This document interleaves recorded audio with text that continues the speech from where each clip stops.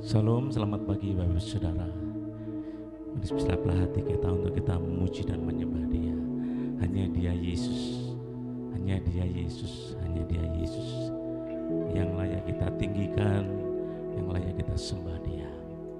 Mari saya undang Bapak Ibu Saudara bangkit berdiri.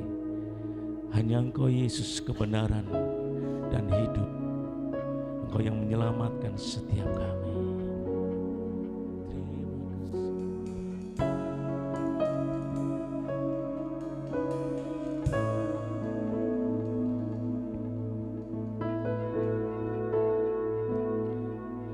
Yesus Kau kebenaran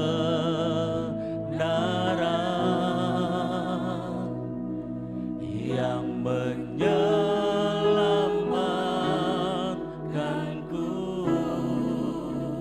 Yesus Kau memberikanku hidup dan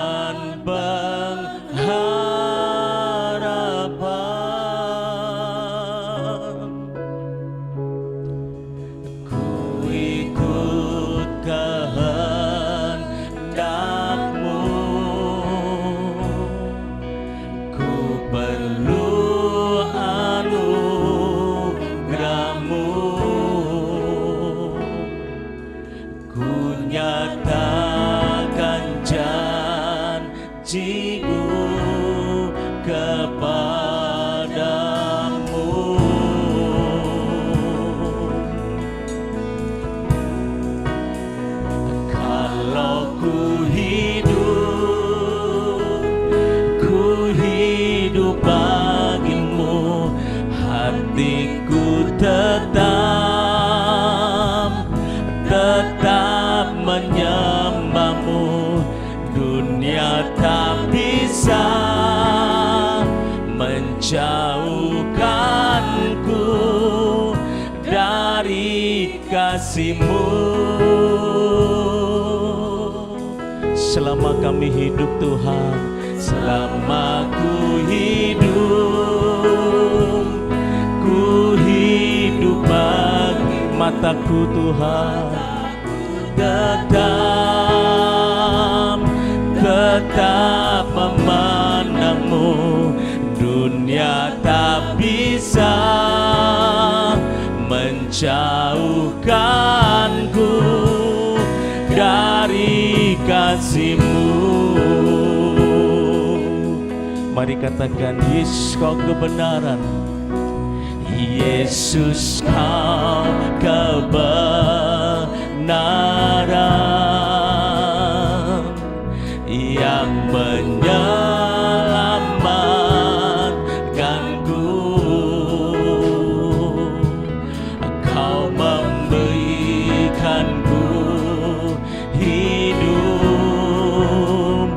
dan pengharapan.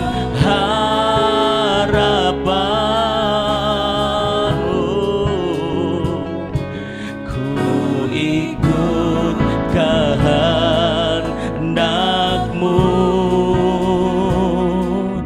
ku perlu anugerah-Mu. Kami nyatakan janji kami Tuhan kepadamu. Oh Yesus, kalau kami hidup, kalau ku hidup bagi-Mu Tuhan, tetap menyembah-Mu. Dunia tak bisa menjauhkanku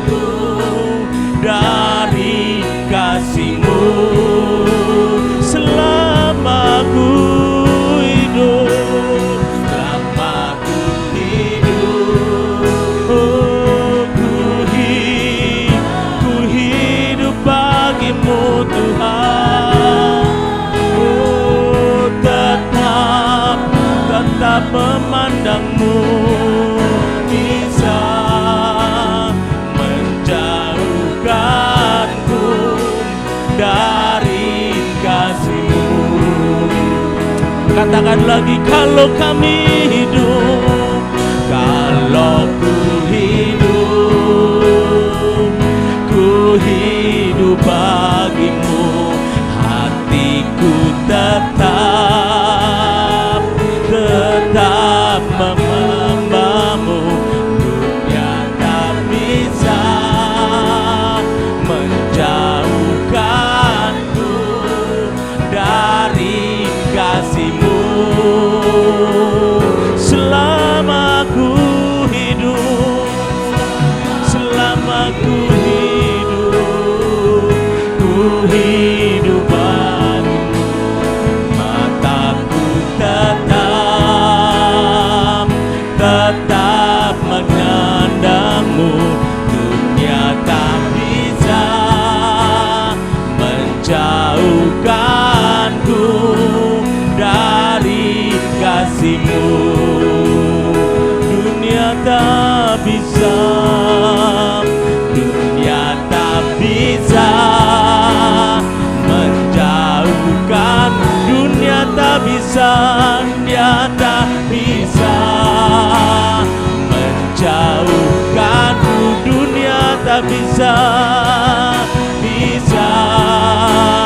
menjauhkanku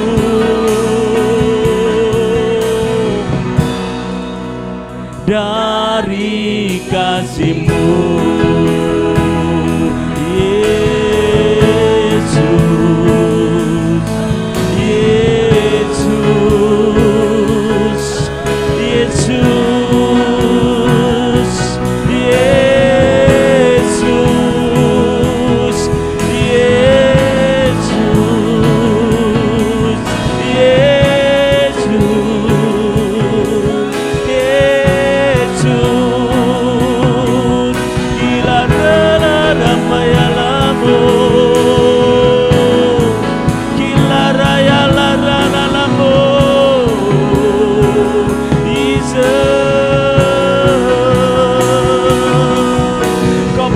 Yang layak kami sembah, Engkau Allah yang layak kami sembah, Engkau Tuhan yang layak kami sembah. Oh Yesus, kila la la la maya la la masikira la la la la la la la la. Oh Yesus, kila la la maya la la maya la masakada la la la la la la. Kila la la maya la maya la la masak. Basuh kami dengan Roh-Mu Tuhan, segarkan kami. Oh,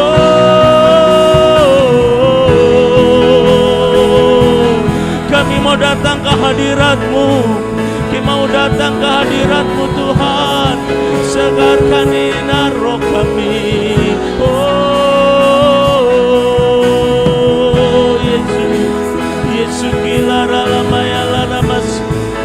Terima kasih Tuhan buat kasih-Mu.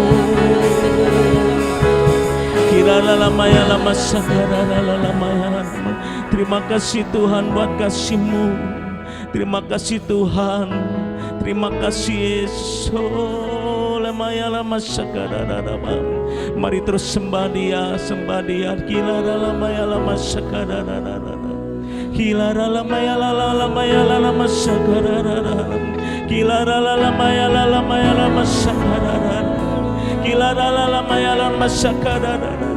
Jiwa kami menantikan Engkau Tuhan.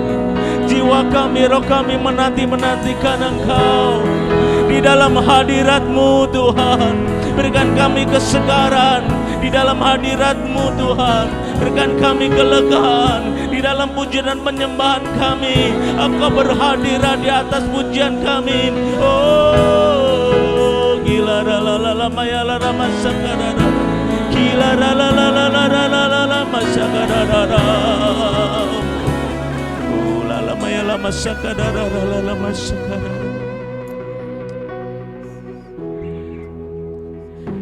Haleluya. Siaplah hati kami untuk kami memuji menyembah-Mu. Kami datang ke hadirat-Mu Tuhan, dan pujian penyembahan kami yang terbaik, persembahan ucapan syukur kami yang terbaik Tuhan. Terima kasih Tuhan untuk kasih-Mu. Terima kasih Tuhan untuk perbuatan yang ajaib dalam hidup kami. Lebih dalam lagi kami akan memuji dan menyembah-Mu, karena Engkau Raja kami, Engkau Tuhan kami, Engkau Allah kami, Engkau Mazmur kami, Engkau pujian kami, Engkau kekuatan kami, Engkau gunung batu kami, Engkau Allahku dan Tuhanku. Tiada yang lain seperti Engkau Tuhan. Terima kasih Tuhan untuk kesempatan pagi ini. Kami memuji dan menyembah. Suatu kehormatan kami boleh melayani, dan kami datang ke hadirat-Mu, Raja di atas segala raja, Tuhan segala Tuhan. Engkau Allah di atas segala, dan kami percaya mujizat-Mu terjadi, kemenangan-Mu terjadi waktu kami datang kepadamu dengan ucapan syukur yang terbaik dari hati kami. Dalam nama Yesus, mari yang siap untuk memuji Tuhan, mari katakan sama-sama, amin. Haleluya. Sekali lagi berikan tepuk tangan dulu bagi Yesus Tuhan. Haleluya. Karena Dia Raja kita, karena Dia Allah kita. Haleluya. Mari kita memuji Tuhan. Oh,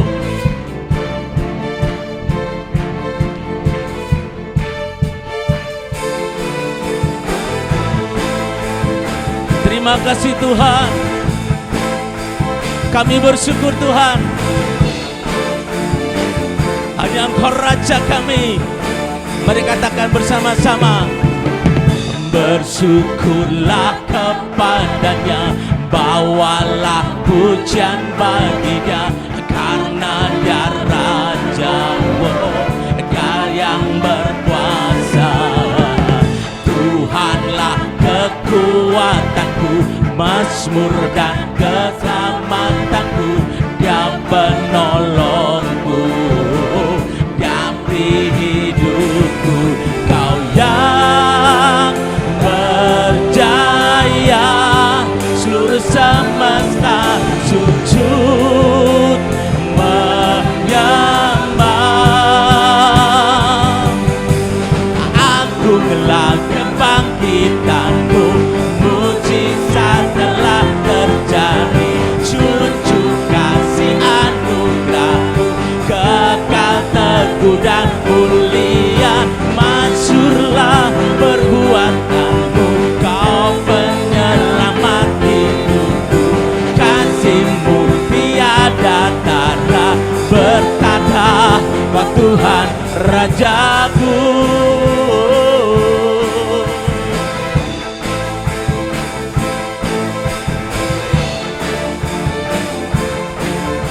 Mari jemaat sini katakan, bersyukurlah kepada Dia, bersyukurlah kepadanya, bawalah pujian bagi Dia, karena Dia Raja, Dia yang berkuasa. Tuhanlah kekuatanku, Mazmur dan keselamatanku, Dia penolongku, yang beri hidupku. Kau yang berjaya, seluruh semesta sujud menyembah. Akulah kebangkitanmu, mujizat telah terjadi, cucu kasih anugerah-Mu kekal teguh dan mulia. Masyhurlah perbuatan-Mu, Kau penyelamat hidupku. Kasih-Mu tiada tara, bertahta Kau Tuhan Rajaku.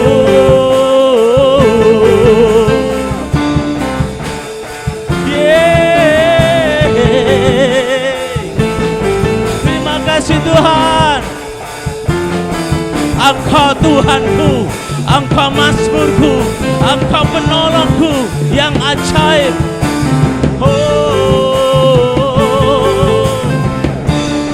katakanlah, Engkau yang berjaya, seluruh semesta sujud menyembah. percaya, Kau yang berjaya. Seluruh semesta sujud menyembah.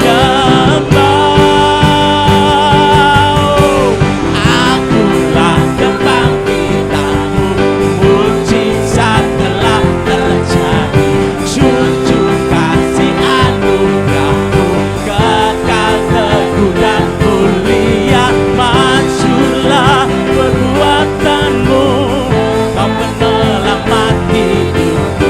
Kasih-Mu tiada tara, bertahta Kau Tuhan Rajaku. Bertahta Kau Tuhan Rajaku. Bertahta Kau Tuhan Rajaku. Haleluya. Yes. Bulan Desember identik dengan Natal, amin. Orang di luar sana juga percaya bahwa bulan Desember identik dengan Natal. Bagaimana dengan kita? Mari siapkan hati Bapak Saudara untuk menyambut Natal. Waktu kecil kami merindukan Natal Tuhan. Haleluya. Yes Lord Jesus. Terima kasih buat anugerah-Mu. Terima kasih buat keselamatan yang Kau berikan buat kami Tuhan.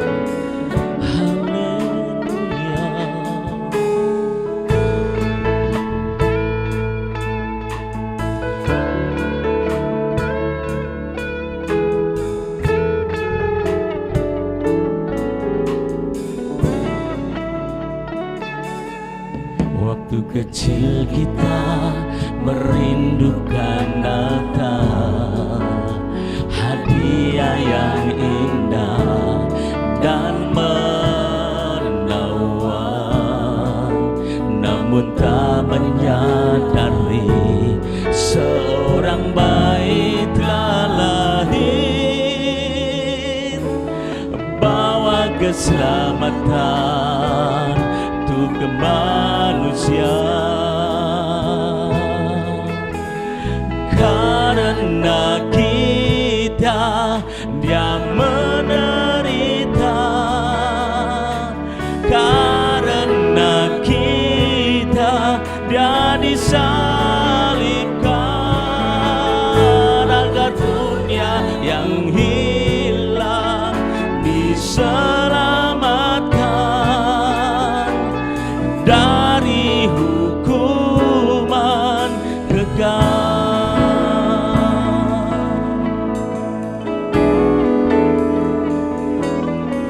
Waktu pun berlalu dan kita pun tahu anugerah yang besar dari Bapa yang relakan anaknya disiksa dan disalibkan di bukit Kalvari karena kasih. Karena kita yang menderita, karena kita Dia disalibkan, agar dunia yang hilang diselamatkan dari hukuman kekal. Karena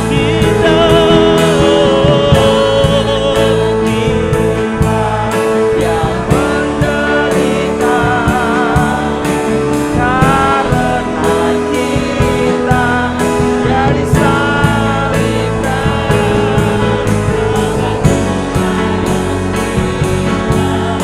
diselamatkan dari hukuman kekal. Karena kita Dia menderita, karena kita Dia disalibkan, agar dunia yang hilang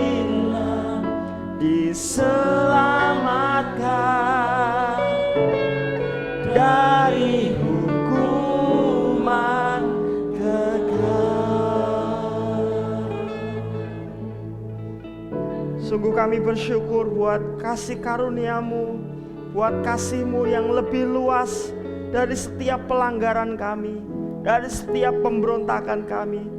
Terima kasih karena Engkau tidak pernah menyerah atas hidup kami Tuhan. Engkau terus masuk dalam hidup kami untuk menjangkau kami, untuk membukakan mata hati kami, sehingga kami boleh melihat betapa kayanya kasih karunia-Mu atas kami. Terima kasih buat keselamatan yang Kau anugerahkan kepada kami di dalam Yesus Kristus. Dan biarlah kami hidup sebagai orang-orang yang berkenan, berlayak di hadapan-Mu Tuhan. Segala pujian, hormat, syukur kami bawa kepadamu. Sebentar kami akan merenungkan firman-Mu. Tuhan, bersabdalah Engkau kepada kami. Biar firman-Mu terus menerangi kami. Kami menyediakan hati yang terbaik bagi Engkau pagi hari ini. Dalam nama Yesus, haleluya, amin, amin. Silakan duduk Bapak Ibu Saudara. Shalom. Biar anugerah Tuhan, kemurahan Tuhan berlimpah atas setiap hidup kita. Amin. Tema firman Tuhan hari ini adalah Waiting for Christmas, menunggu Natal atau menantikan Natal. Bapak Ibu Saudara yang dikasih Tuhan, banyak orang menunggu datangnya Natal dengan motivasi yang berbeda-beda.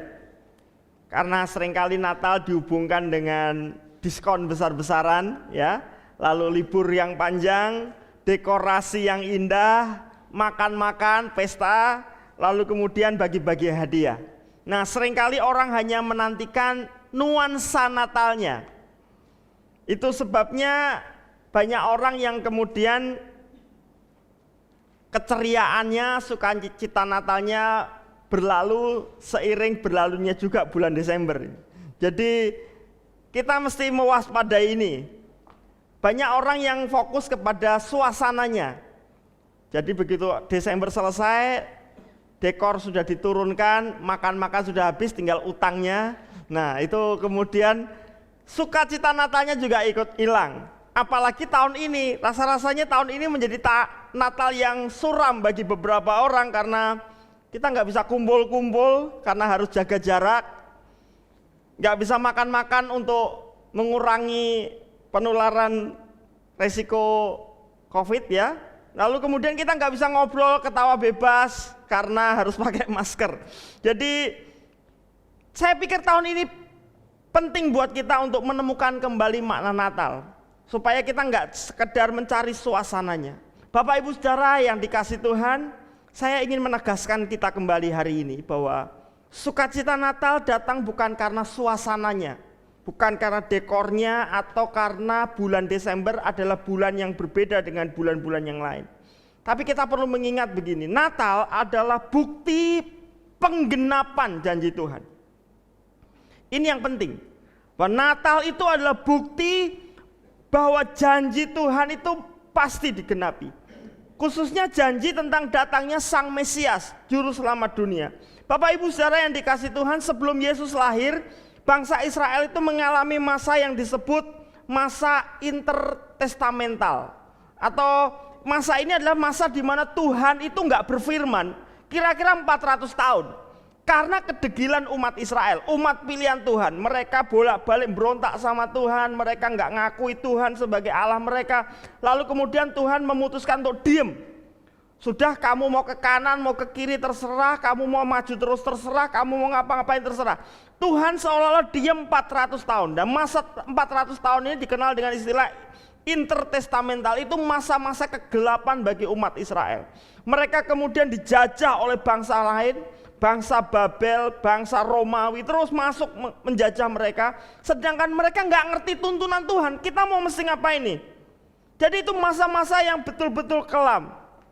Tapi tahukah saudara, sebelum peristiwa 400 tahun Tuhan tidak berbicara, sebelum masa-masa kegelapan itu, Tuhan sudah memberitahukan, itu kira-kira 700 tahun sebelum Yesus lahir, bahwa situasi berat itu tidak selamanya. Tidak selamanya Allah murka, karena kasih Tuhan jauh lebih besar dari murkanya. Bahwa kasih Tuhan jauh lebih besar dari pemberontakan umat manusia. Nah, Tuhan berjanji untuk menyatakan kemurahannya dengan mengutus Sang Mesias. Bapak Ibu boleh melihat itu 700 tahun sebelum Yesus lahir, zaman Yesaya. Terima kasih. Ini istri saya. 700 tahun sebelum Yesus dilahirkan, Tuhan sudah berjanji untuk menghadirkan Sang Mesias itu. Dalam kitab-kitab Yesaya, kitab Mika, nabi-nabi besar, nabi-nabi kecil dalam perjanjian lama itu sudah ngomong. Jadi kalau Yesus lahir itu bukan sesuatu yang kebetulan. Betul-betul detail, lahir di kandang, lahir dari seorang perempuan yang masih belum bersuami, dan sangat detail. Jadi kelahiran Yesus itu betul-betul sebuah penggenapan janji Tuhan. Bahkan saudara, tahukah kita bahwa janji kedatangan Mesias itu enggak hanya 700 tahun sebelum Yesus lahir. Sejak manusia jatuh dalam dosa. Kalau Bapak Ibu membaca dalam kitab Kejadian, ketika manusia itu jatuh dalam dosa, Tuhan memang mendisiplin. Karena kamu jatuh dalam dosa, kamu enggak taat kepadaku, kamu mesti keluar dari Taman Eden. Tapi aku akan menjanjikan seorang juru selamat. Dari keturunan wanita itu akan lahir seorang yang akan meremukkan kepala ular. Jadi Bapak Ibu, janji kedatangan Mesias itu bisa dibilang sama tuanya dengan usia kejatuhan manusia di dalam dosa. Janji yang sangat panjang. Sayang saudara, saat janji Tuhan itu digenapi, saat Sang Mesias itu betul-betul datang ke dunia, tidak banyak yang menyadarinya. Hanya beberapa orang saja yang menyambut Yesus, dan akhirnya mereka mengalami sukacita Natal itu. Kenapa? Karena ternyata banyak orang yang tahu akan janji datangnya Mesias, tapi sedikit sekali orang yang sungguh-sungguh menantikan dan mengharapkan. Bapak Ibu, hal yang serupa bisa terjadi dalam hidup kita hari ini. Kita tahu ada janji Tuhan yang besar dalam hidup kita. Seluruh Alkitab kita itu isinya adalah janji-janji Tuhan dalam hidup kita. Kita tahu ada janji Tuhan yang luar biasa dalam hidup kita. Tapi sayang, tidak banyak orang yang sungguh-sungguh menantikannya. Apalagi ketika janji itu enggak kunjung tergenapi. Kadang-kadang janji Tuhan itu begitu panjang, bahkan banyak orang yang kemudian kehilangan kesabaran, kehilangan harapan, dan pada akhirnya melupakan janji Tuhan. Nah, di bulan Desember ini, saat kita menantikan Natal, kita mesti ingat bahwa Natal adalah bukti bahwa Allah itu setia kepada janjinya. Janji yang Tuhan berikan kepada kita mungkin sudah setua dosa kita, ribuan tahun yang lalu. Tapi meskipun sepertinya terasa lama, Tuhan tidak pernah ingkar janji. Amin Bapak Ibu Saudara. Saat ini kita sudah masuk di zaman anugerah. Kenapa kita disebut zaman kasih karunia? Karena kita nggak lagi menantikan Sang Mesias itu. Yesus sudah lahir. Yesus sudah menyelesaikan karya penebusannya di kayu salib. Sekarang kita nggak seperti nabi-nabi perjanjian lama yang menantikan keselamatan. Kita sudah melihat keselamatan itu lewat penebusan Yesus di kayu salib. Setiap dosa dan pelanggaran kita telah dihapuskan dan kita telah diperdamaikan oleh Allah kembali. Amin. Dan sekarang Yesus telah kembali ke sorga, Bapak Ibu Saudara. Tapi kita mesti ingat bahwa saat Yesus akan naik ke sorga, Yesus berjanji kepada orang-orang percaya, aku akan menyertai kamu sampai kesudahan zaman. Lalu yang kedua, ini yang tidak boleh kita lupakan, aku akan datang kembali ke dunia ini. Bukan lagi sebagai juru selamat, tetapi sebagai hakim yang adil. Imam Mahdi. Yesus akan datang tidak lagi sebagai seorang bayi, tetapi akan datang sebagai raja di atas segala raja, menjadi Tuhan di atas segala Tuhan. Setiap lutut akan bertelut, setiap lidah akan mengaku. Jadi kalau hari-hari ini Rasa-rasanya kita masih mengeluh karena keadilan muncul terbalik. Orang-orang yang fasik, orang-orang yang gak takut Tuhan, hidupnya kelihatannya nikmat. Sedangkan orang-orang yang berusaha hidup bersih, hidup benar, justru mengalami penderitaan. Percaya Bapak Ibu Saudara, pada waktunya nanti, ketika Yesus datang yang kali kedua, Dia akan mengadili kita dengan adil. Dia akan menyatakan pembelaannya bagi orang percaya. Tuhan Yesus pasti datang kembali dan Dia pasti menepati janjinya. Amin. Hari-hari ini kita ada di akhir-akhir zaman. Situasi seperti ini sebenarnya kalau Bapak Ibu membaca Alkitab, tidak ada yang perlu dikagetkan. Karena firman Tuhan berkata nanti akan mengalami masa-masa ekonomi yang begitu sulit. Secara gambar besarnya dunia akan mengalami kehidupan yang semakin kacau. Ilmu pengetahuan bertambah, manusia pengen seperti Tuhan. Tetapi situasi semakin kacau, itu di luar.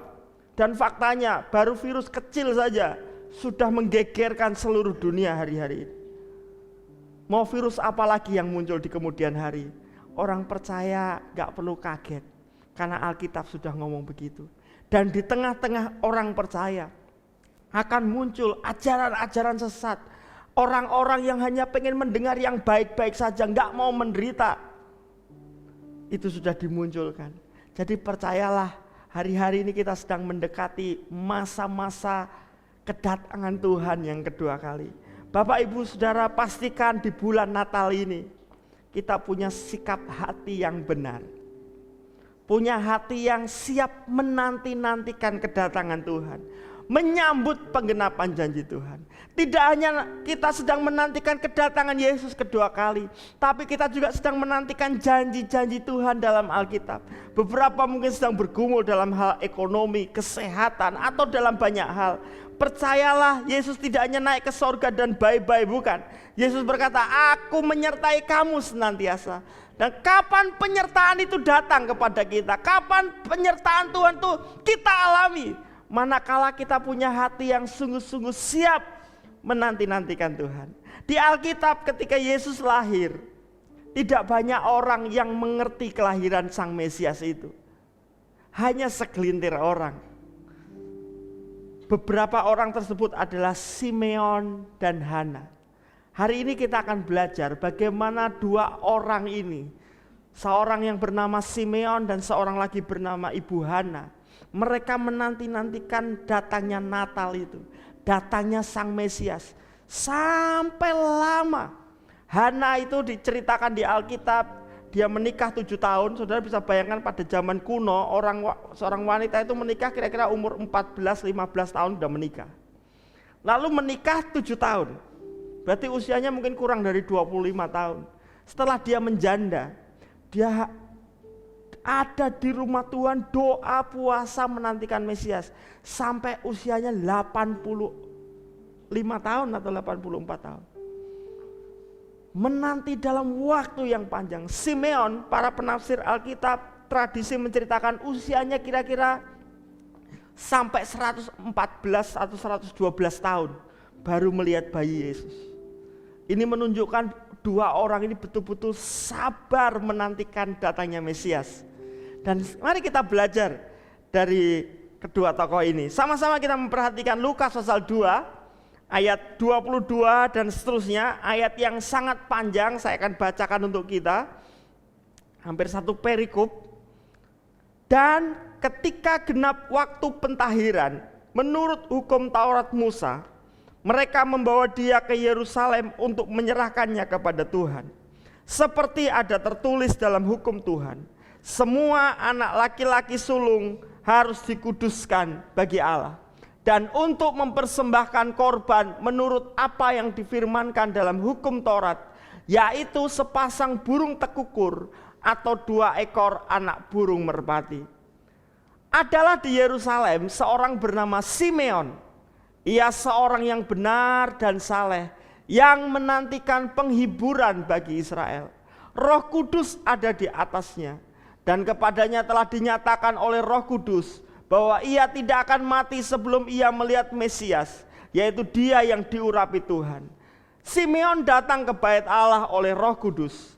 Ketika Yesus anak itu dibawa masuk oleh orang tuanya untuk melakukan kepadanya apa yang ditentukan hukum Taurat, ia menyambut anak itu dan menatangnya sambil memuji Allah, katanya, "Sekarang Tuhan, biarkanlah hambamu ini pergi dalam damai sejahtera, sesuai dengan firman-Mu, sebab mataku telah melihat keselamatan yang daripadamu, yang telah Engkau sediakan di hadapan segala bangsa, yaitu terang yang menjadi penyataan bagi bangsa-bangsa lain dan menjadi kemuliaan bagi umat-Mu Israel." Amin. Bapak Ibu Saudara, kita melihat seorang yang bernama Simeon.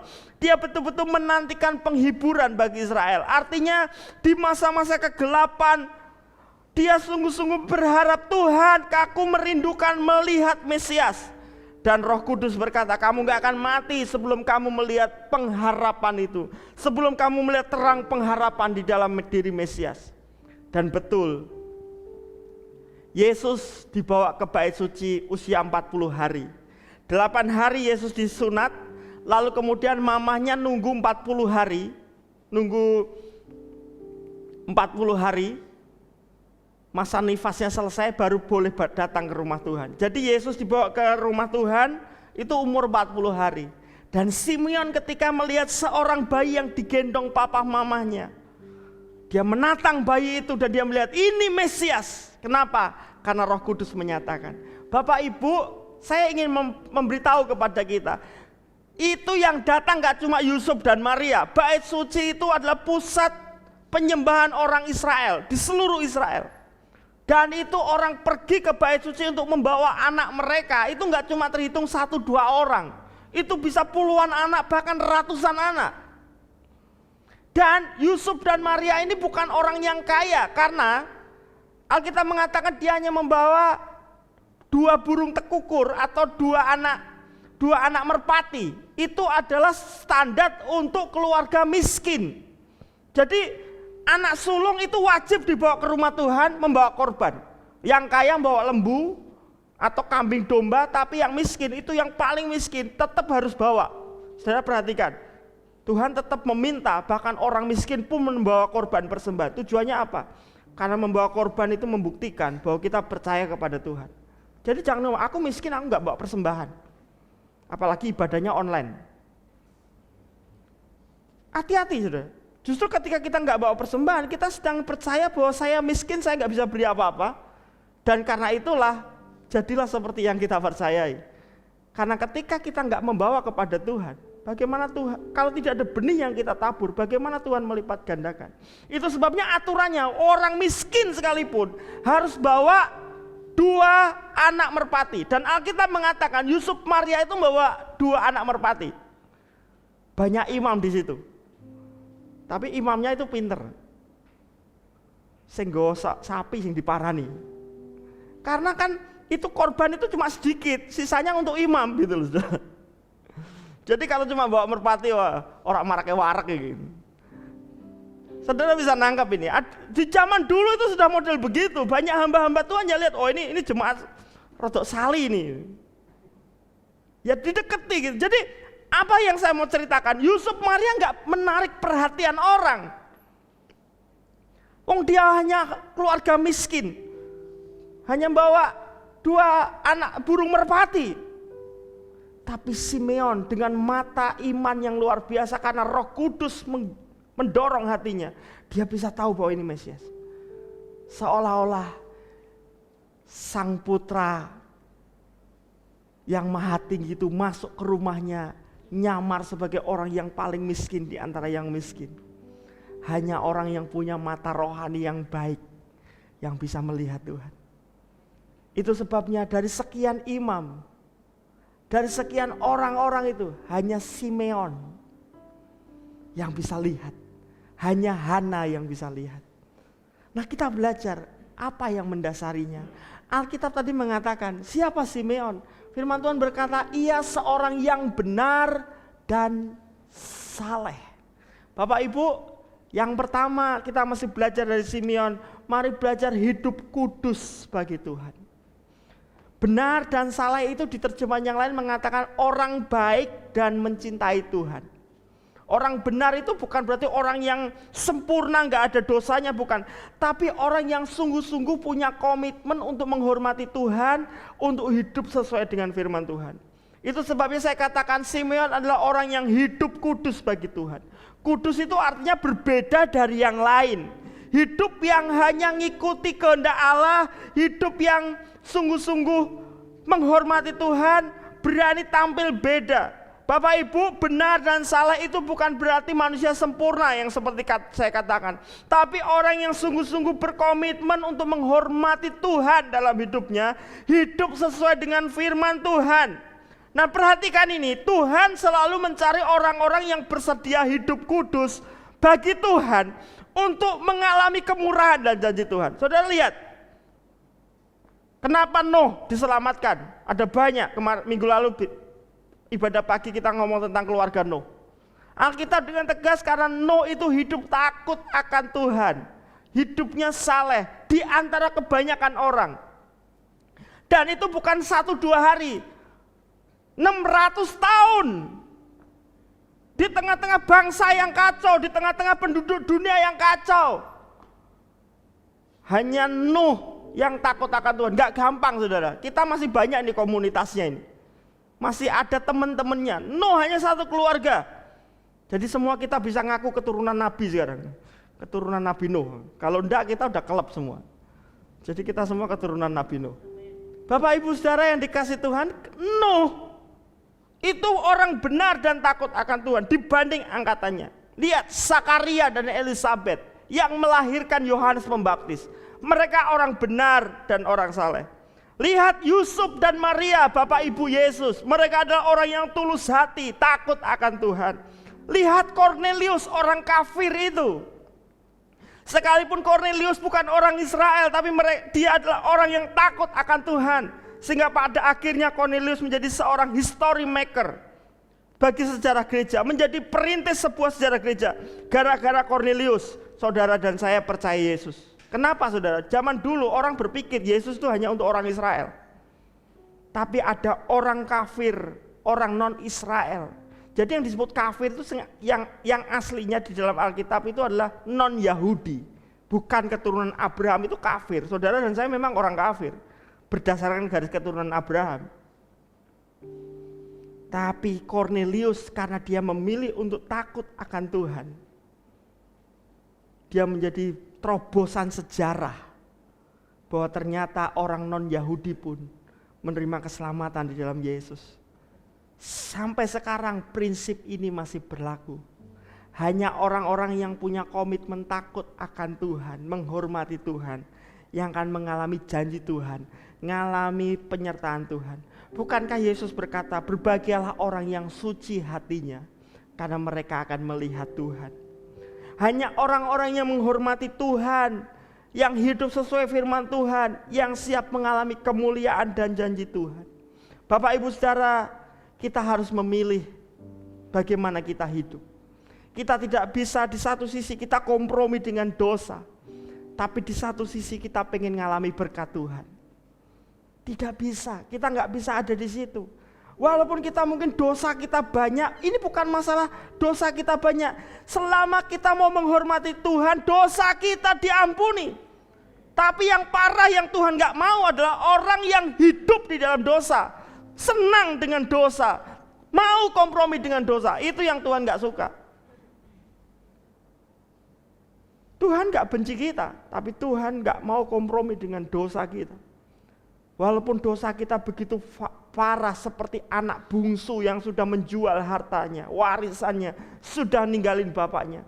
Tetapi sejak anak itu memilih untuk datang kepada bapak, menghormati bapak, mau menjadi hambanya bapaknya sendiri, dia diangkat kembali.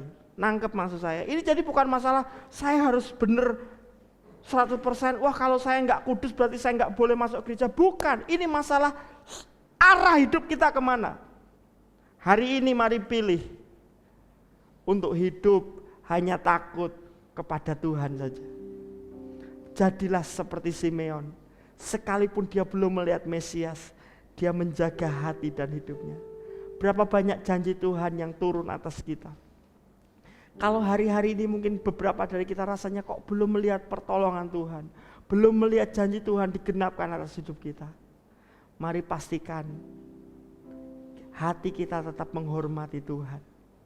Pastikan kita tetap mau hidup sesuai dengan firman Tuhan, bukan hidup menurut cara maunya sendiri. Ada seorang anak perempuan, ya saya katakan bukan anak lah, remaja atau gadis perempuan namanya Jackie. Jackie ini dulu kerjaannya sebagai penari di dunia malam gitu. Penari naik klub gitu. Tapi kemudian dia terima Yesus, dia memutuskan untuk meninggalkan dunia malamnya. Terus dia mengambil sebuah pekerjaan yang sangat jauh nilainya. Dia jadi seorang cleaning service di sebuah toko serba kecil gitu, kayak minimarket kecil gitu. Dia kerjaannya nyapu, ngepel itu. Gajinya kecil banget, bahkan gak ada asuransi kesehatan. Dia tinggal dalam apartemen yang buruk, di lingkungan yang buruk, karena ya ngekosnya murah gitu kalau di sana. Mobilnya juga sering rusak. Tapi karena dia kenal Yesus, Jackie ini hidupnya sukacita. Bahkan dia bekerja lebih dari yang diharapkan. Bahkan kalau ada pengunjung bawa binatang kan tidak boleh bawa masuk. Dia yang nungguin, dia yang ringkas cerita dia melakukan lebih dari yang diharapkan. Dia punya kakak namanya Martha. Martha ini cukup keuangannya baik dan cinta Tuhan. Adiknya baru bertobat, si Jackie ini. Martha sudah lama dia mendoakan sungguh-sungguh supaya Jackie bertobat dan dia bersyukur. Dan Jackie bertobat, tapi kemudian karena dia memilih pekerjaan yang halal tapi sedikit sekali. Lalu kemudian Jackie cerita sama kakaknya, "Kak, aku butuh uang banyak. Tapi ya tak transfer." Enggak usah. Aku percaya Tuhan akan memenuhi kebutuhanku. Dia baru belajar percaya Yesus, dia baru belajar untuk mempercayakan hidupnya kepada Yesus. Dia menolak bantuan kakaknya. Pasti sebelum Desember, sebelum tutup tahun aku bisa melunasi tagihan-tagihanku, bisa dandan mobil, bisa bayar tagihan-tagihan.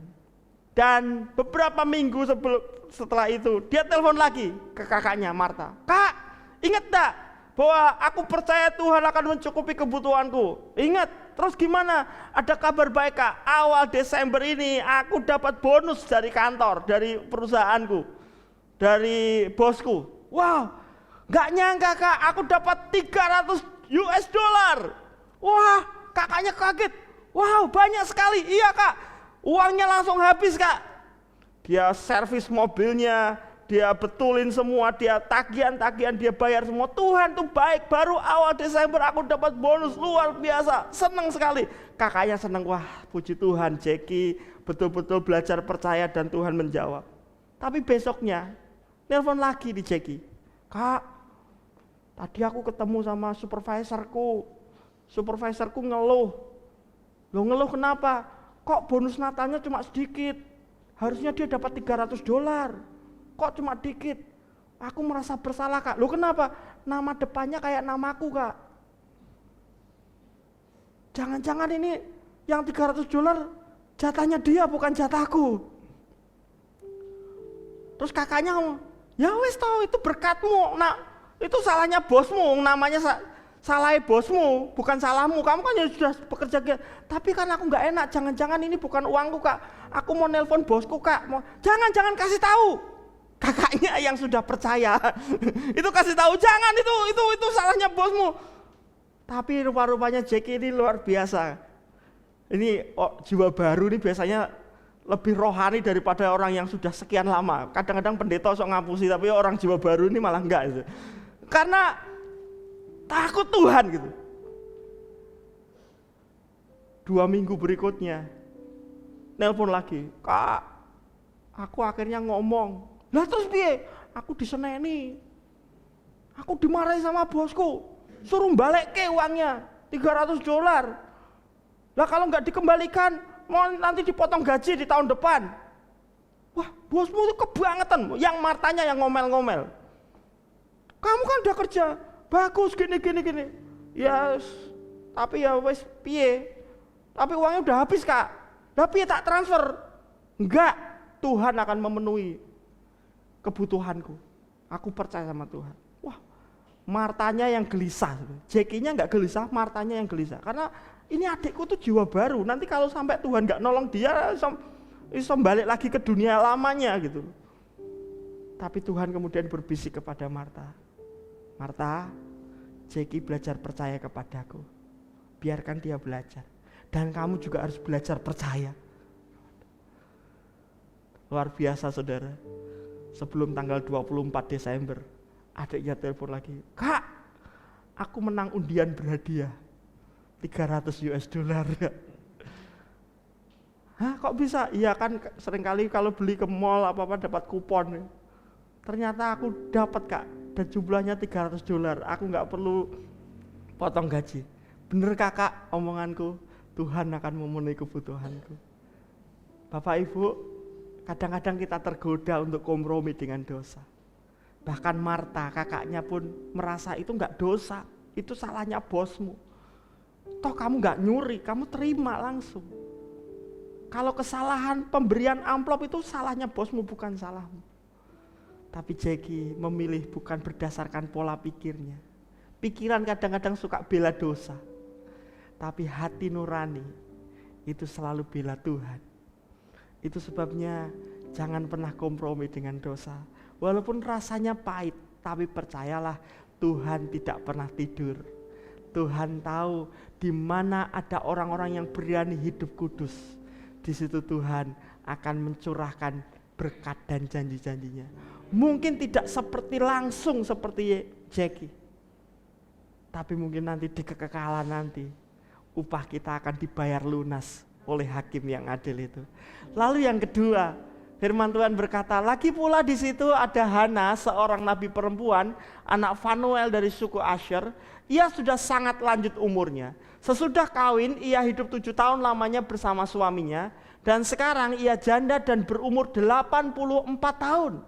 Perhatikan, ia tidak pernah meninggalkan bait Allah dan siang malam beribadah dengan berpuasa dan berdoa. Saudara bisa bayangkan. Jadi kira-kira Hana itu menjanda umur 25 anak. Sampai umur 84 tahun, firman Tuhan berkata, ia tidak pernah meninggalkan bait Allah. Siang malam berdoa, berpuasa. Bukan apa Tuhan cari jodoh lagi dong, apa janda. Loh Bapak Ibu, janda zaman dulu berat. Karena wanita zaman dulu nggak bekerja seperti wanita zaman sekarang. Mereka kalau nggak bergantung dengan orang tua, bergantung dengan suami. Kalau nggak bergantung dengan suami, dengan anak. Nah kalau dia baru menikah 7 tahun, saya nggak tahu dia masih sudah punya anak atau tidak. Tapi Alkitab mengatakan dia konsisten dengan kejandaannya. Artinya dia nggak nyari suami baru, tapi dia fokus membaktikan hidupnya. Ada di rumah Tuhan, bukan doa untuk dirinya sendiri, tapi doa untuk menantikan Mesias.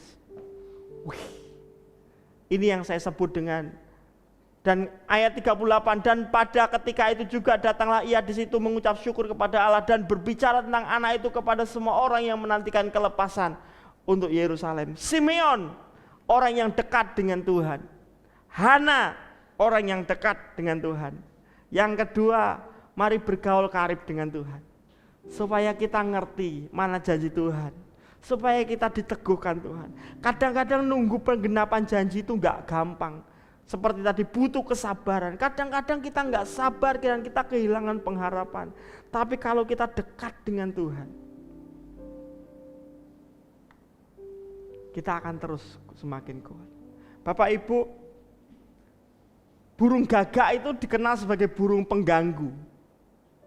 Dia suka nyuri. Dan bahkan kadang-kadang burung gagak itu berani nyuri dari burung elang. Elang itu ngambil makanan, daging, dan gagak kan pemakan daging juga. Jadi kadang-kadang gagak itu suka mengganggu untuk ngambil kesempatan gitu.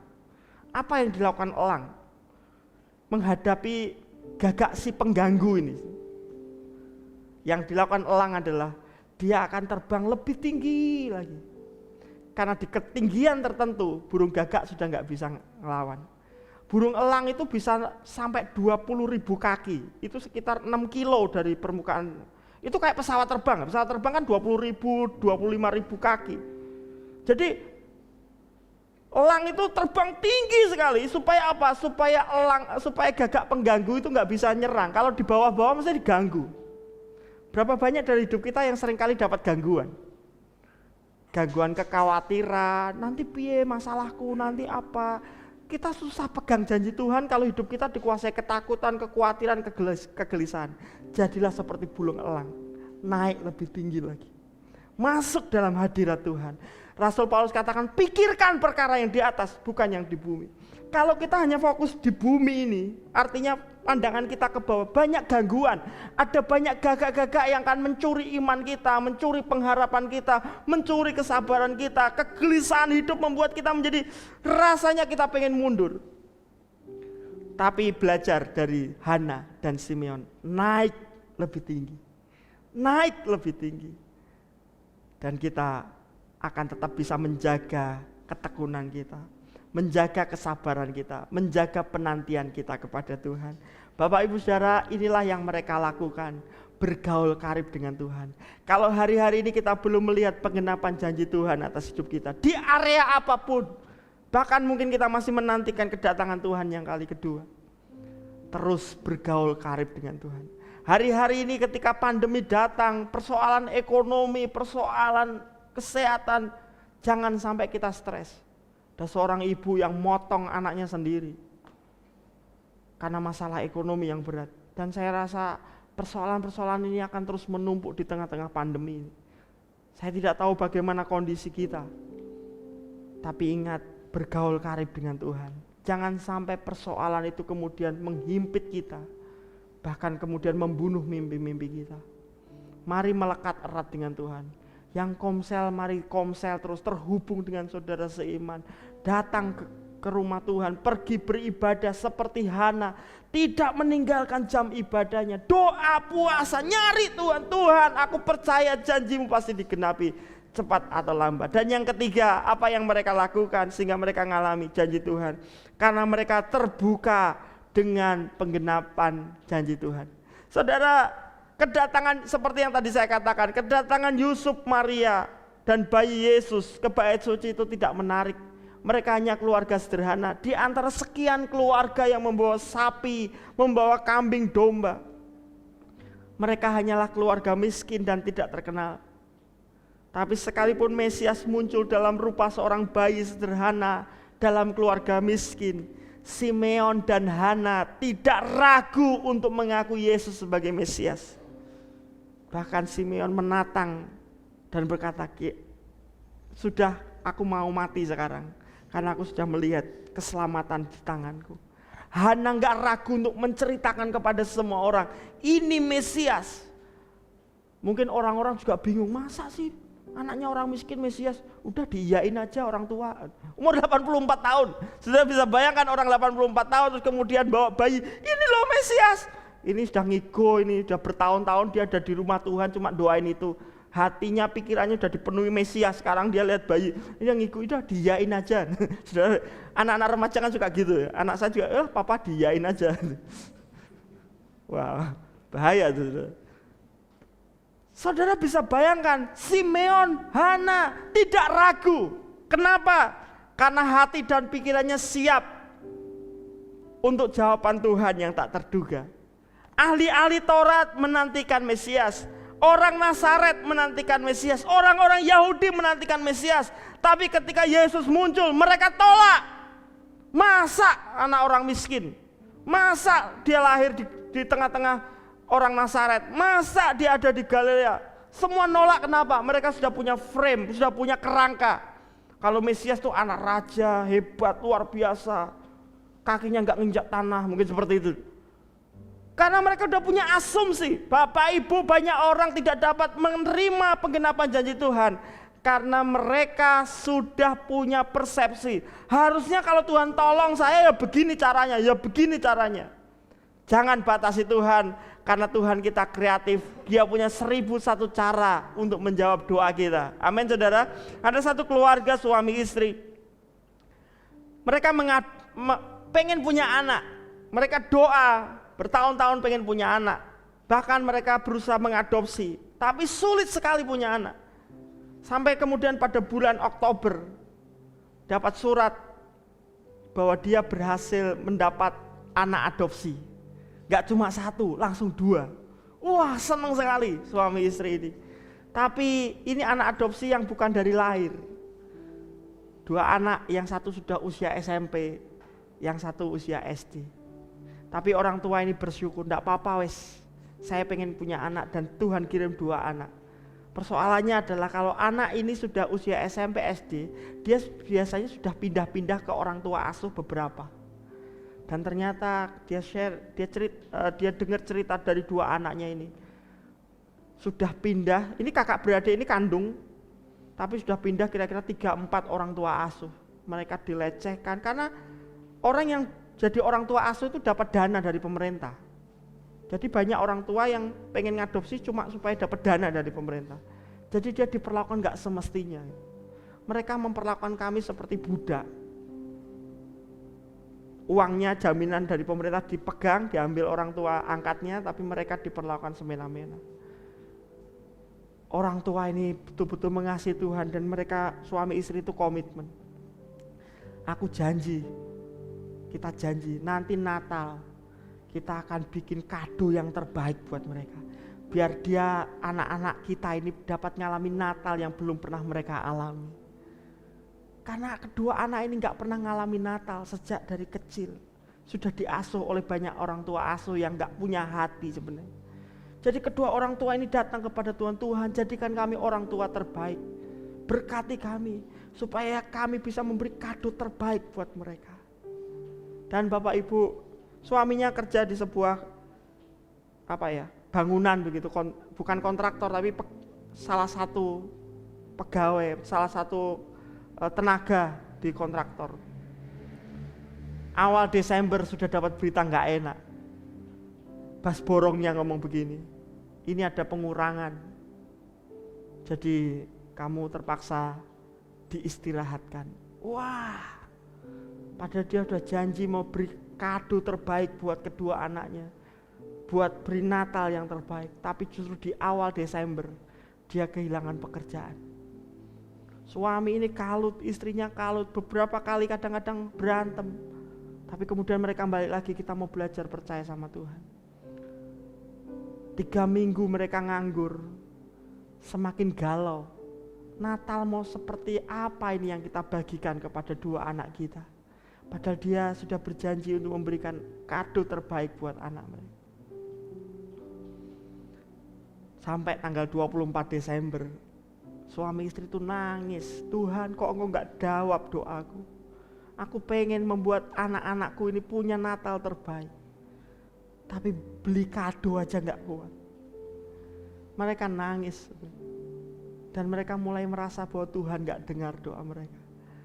Tapi 24 Desember itu dia terkejut. Orang tua ini terkejut karena mendapat sebuah surat dari kedua anak angkatnya ini. Dan suratnya luar biasa. Papa, Mama, di Natal ini kami bersyukur kepada Tuhan karena akhirnya kami betul-betul punya keluarga. Papa Mama sungguh-sungguh menerima kami seperti anak kandung. Dan kami berdua berterima kasih kepada Tuhan karena Papa Mama adalah kado terbaik yang Tuhan beri kepada kami. Kedua orang tua ini nangis. Karena orang tua ini berpikir memberi Natal yang terbaik itu berarti memberi banyak hadiah kepada kedua anak adopsinya ini. Dia berpikir bahwa dia akan beri pesta terbaik, suasana yang tidak pernah dilupakan oleh kedua anaknya. Tapi mereka sungguh-sungguh terkejut ketika kedua anaknya menulis surat, Papa Mama adalah kado terbaik dari Tuhan. Karena untuk pertama kalinya aku tinggal di tengah-tengah orang tua yang mengasihi. Bapak Ibu, kadang-kadang jawaban yang Tuhan beri kepada kita enggak seperti yang kita bayangkan. Yang penting mari buka hati dan pikiran kita. Mari terbuka bagaimana Tuhan melawat. Beberapa mungkin doa untuk pemulihan anak kita, berdoa untuk pemulihan ekonomi kita, dan sepertinya semakin jauh pemulihan itu. Tapi percayalah, Tuhan menggenapi menurut waktu dan caranya. Orang tua ini begitu bersyukur karena akhirnya mereka menjadi kado terbaik. Tidak hanya itu, 2 hari berikutnya ownernya nelpon, ada kerjaan baru, engkau nggak cuma jadi anggota, kamu jadi kepala tim, kamu jadi bas borongnya. Bahkan gajimu yang 3 minggu kamu diberhentikan itu akan dibayar. Tanggal 26-nya pria itu kemudian mendapat gaji lebih banyak. Tapi itu dimulai dari apa? Dari kesiapan hati mereka untuk menerima jawaban yang lebih dari yang mereka bayangkan. Apa yang tidak pernah dilihat oleh mata, apa yang tidak pernah didengar oleh telinga, apa yang tidak pernah timbul dari hati dan pikiran kita, disediakan Tuhan bagi orang-orang yang mengasihi Tuhan. Jadi mari seperti Simeon dan Hana, mari terbuka dengan seluruh cara Tuhan dan waktu Tuhan. Dia tidak pernah terlambat menolong saudara dan saya. Sama-sama bangkit berdiri, kita datang kepada Tuhan. Aku percaya janjimu ya dan amin. Kasihmu di dalam hidupku. Aku percaya anugerahmu lebih dari semua yang dapat. Aku percaya, oh aku percaya janjimu ya dan amin.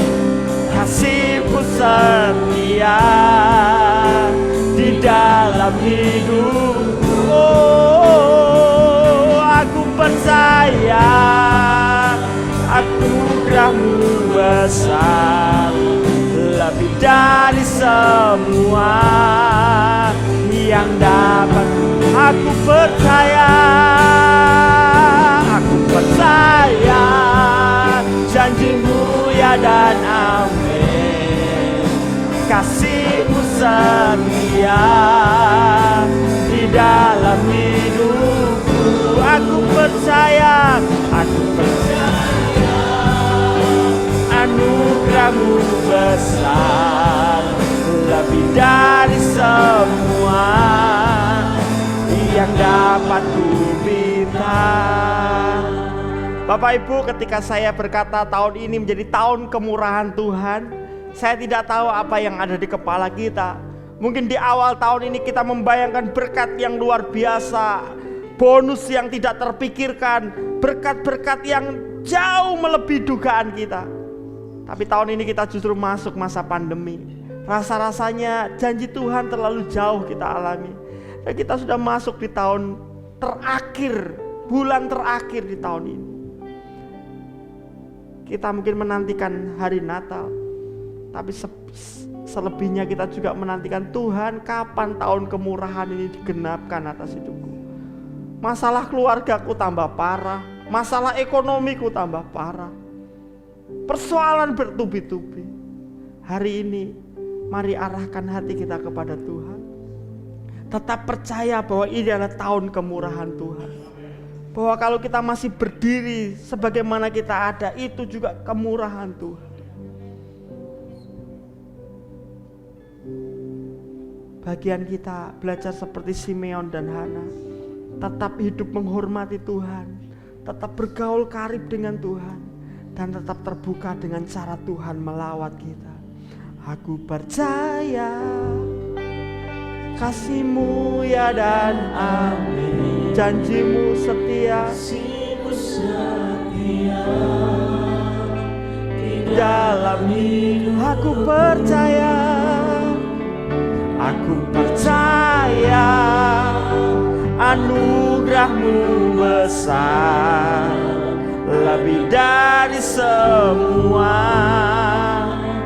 yang dapat kupinta.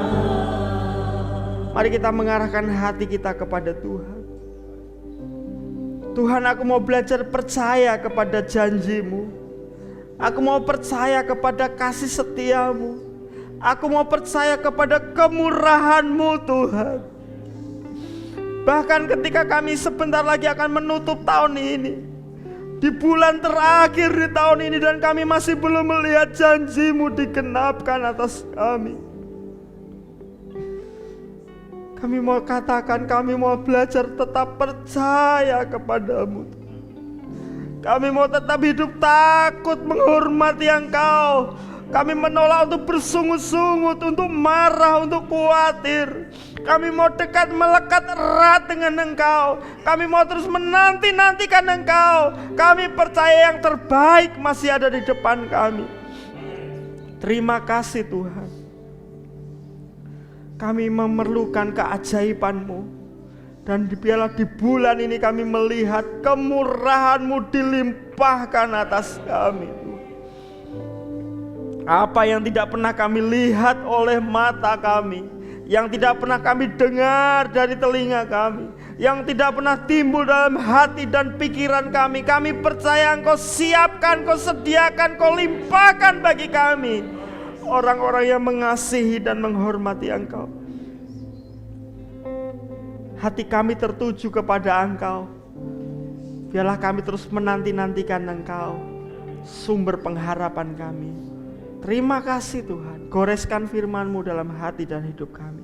Dalam nama Yesus kami berdoa dan bersyukur. Amin. Amin. Silakan duduk Bapak Ibu Saudara.